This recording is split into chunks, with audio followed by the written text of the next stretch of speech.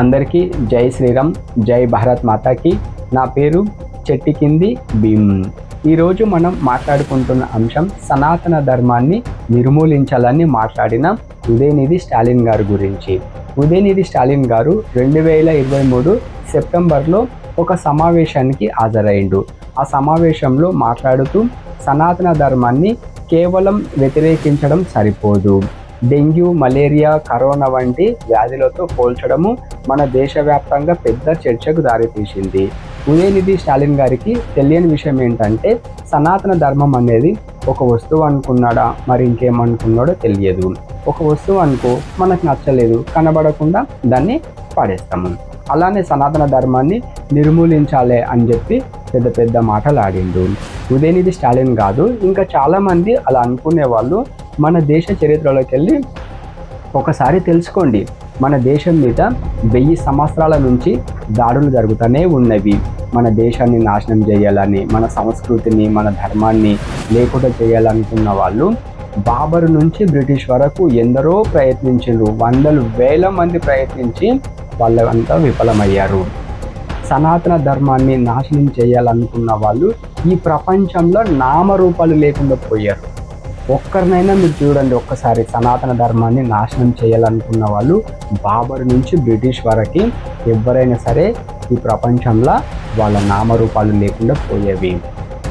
అందుకని ఒకసారి మీరు ఆలోచించుకొని మాట్లాడండి సనాతన ధర్మం గురించి మాట్లాడేటప్పుడు. ఇకపోతే మహాభారతంలో శల్యుడు కర్ణుడికి ఒక కథ చెప్తాడు, హంస కాకి కథ. ఆ కథ మీ అందరికీ తెలిసే ఉంటుంది. ఇప్పుడు చిన్న ఉదాహరణకు ఆ కథ చెప్తాను, వినండి. హంసలు ఎక్కడికో వెళ్తుంటవి. కాకి ఉన్న చోట భూమి మీద వచ్చి దిగుతాయి హంసలు. హంసల దగ్గరికి వెళ్ళి కాకి, మీరు నాయంత పైకి ఎగరగలరా, మీరు నాయాన్ని వినాశాలు చేయగలరా అని చెప్పేసి కాకి హంసల దగ్గర పెద్ద గోల చేసి మాట్లాడుతుంటుంది. హంసలు కాకి గోల భరించలేక సరే పద వెళ్దామని చెప్పేసి సముద్ర మార్గాన తీసుకొని పోతాయి. కొంత దూరం వెళ్ళిన తర్వాత కాకి పైకి ఎగరడము, కిందికి దూకడము, నీళ్ళలోకించి మళ్ళీ పైకి రావడము, రకరకాల వినాశాలు హంసల ముందు కాకి చేస్తుంది. అప్పుడు హంసలన్నీ చప్పట్లు కొట్టుకుంటూ కాకి నువ్వు సూపర్ అని చెప్పేసి కాకిని మెచ్చుకుంటుంది. అలానే ఇంకా ముందుకు వెళ్తారంగా కాకి ఎనర్జీ అనేది తగ్గిపోతుంది. కాకి ఎనర్జీ తగ్గిపోగానే కాకి ఇంకేం చేయాలో అర్థం కాదు దానికి. ఎటు చూసినా సముద్రమే. ఎక్కడన్నా కూర్చుందామంటే ఒక చెట్టు లేదు, ఏం లేదు, సముద్రంలో ఏముంటుంది. అందుకని కాకి భయపడి హంసల దగ్గరికి వెళ్ళి, నా బుద్ధి గడ్డి తిని మీతోని నేను పందెం కట్టాను, నన్ను క్షమించండి, నన్ను క్షమించి నన్ను తీసుకువెళ్ళి ఒడ్డున వదిలేయండి అని చెప్పేసి కాకి హంసలతోని బతిలాడుకుంటుంది. అప్పుడు హంస ఒకటి కాకిని వీటి మీద కూర్చోబెట్టుకొని తీసుకొచ్చి ఒడ్డున విడిచిపెట్టి హంసలు వెళ్ళే మార్గాన హంసలు వెళ్ళిపోతాయి.